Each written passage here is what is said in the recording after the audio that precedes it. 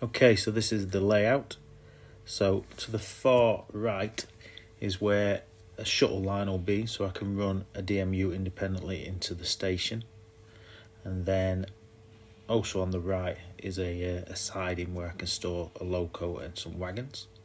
And then at the bottom is the station.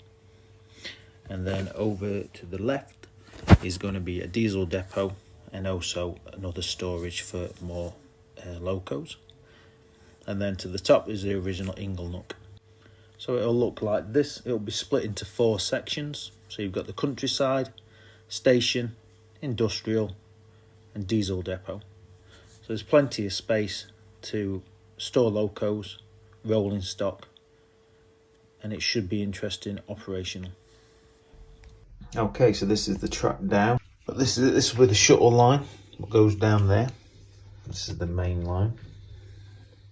This originally was going up to there, but I've just extended it a little bit, and then I'll be able to fit on a train and its carriages. And then it goes round, and then we've got the runaround loop. The station obviously will go into the corner.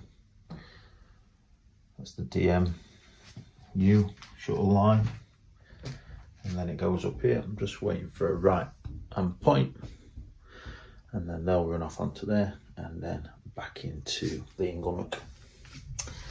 So I'm now going to put the ballast mat down. I'm not ballasting again, so I'm going to stick that down and I can fasten the track down. Okay, so ballast mat down, track pin down. I've not ballasted that bit because that's going to be under a tunnel. So it all goes down now. Probably still cut away, so this we'll see what it looks like. And this is where I'm up to.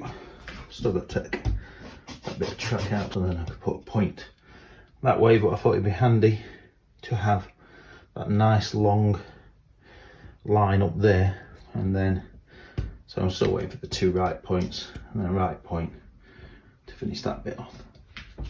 So in the meantime, I bought some L brackets, and what I'm going to do, I'm going to bracket it from the bottom, and then I can remove any screw what's on the top, so then I ain't got to worry about it when I'm scenicking it. Because as you can see, all the screws are here, but then eventually they're going to get covered up, aren't they? And then when it comes to taking this out, if I ever want to move it, it's going to be difficult. So I thought what we'll do, we'll go around and do it from the underneath, remove them screws, and then I'm not going to have to ruin any of my scenics if I ever have to move this. So that's what we're going to do now. And I've also got myself a piece of wood which I'm going to use to strengthen up just under here on this side, and just under here on this side where the longer length is. Okay, that's all that strengthened up. Solid now. I think we'll take sitting on now. Beams on there, and that one there. And then I haven't got enough brackets, have I? I need to do that back run what I didn't think about, so I need another few brackets just for the back. You got the better of me, so that's strengthened up now. That's it, we're tidy again. So hopefully I've got enough ballast mat to finish off the sidings over there. But no, I'm happy with that now. There's no screws in the tops now anywhere, so I can do as I please now with the scenery. It's actually 6 foot across there by just over 7 foot that way. It's a fair size.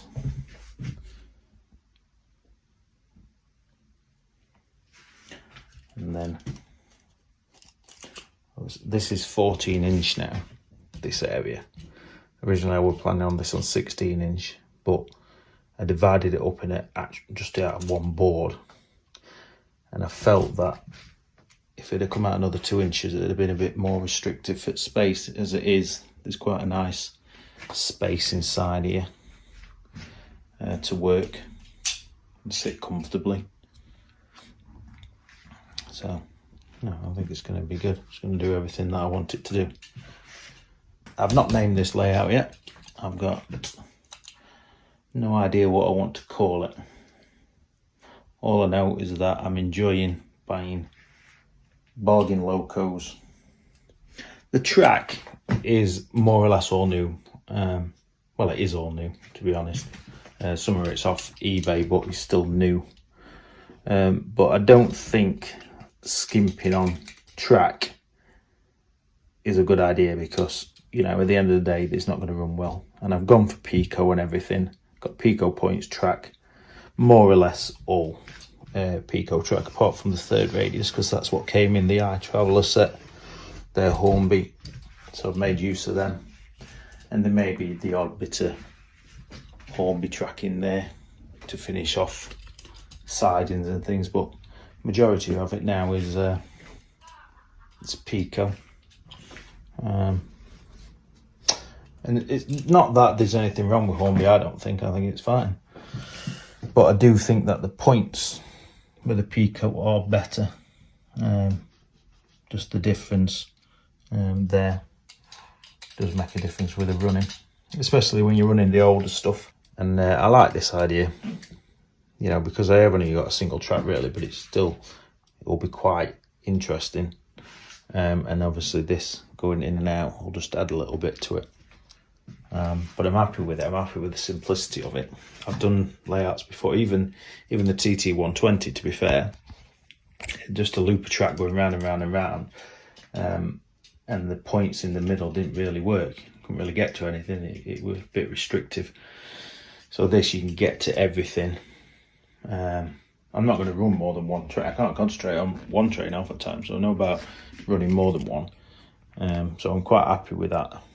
But to have the shuttle lining will just be nice, because that'll just do its own thing. So yeah, I think it's gonna work out quite well, this one. Eventually I think I'll have some kind of back seam. I know I'll be blocking this off and then putting a tunnel in it.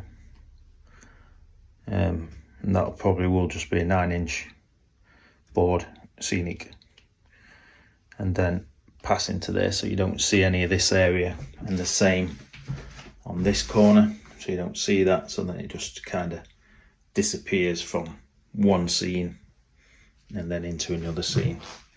And then obviously this will be left open and this will be left open. I'll make the station from wood, especially the platforms, this area, fuel pumps and things like that.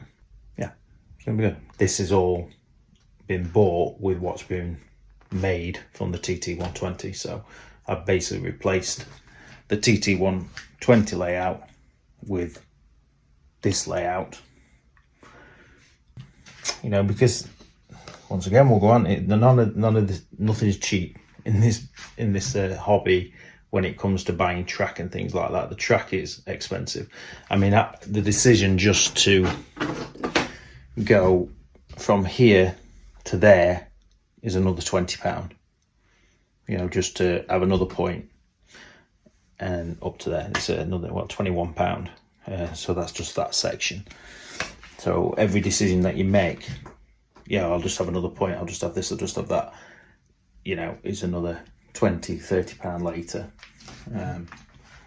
But I wanted to get as much space in the small space that it is to do scenics, and have enough space to store locos, and I'm more than happy running the DC.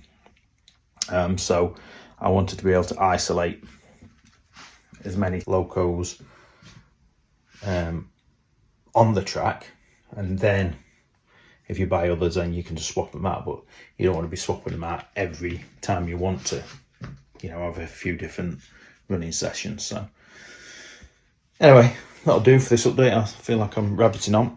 So thanks for watching.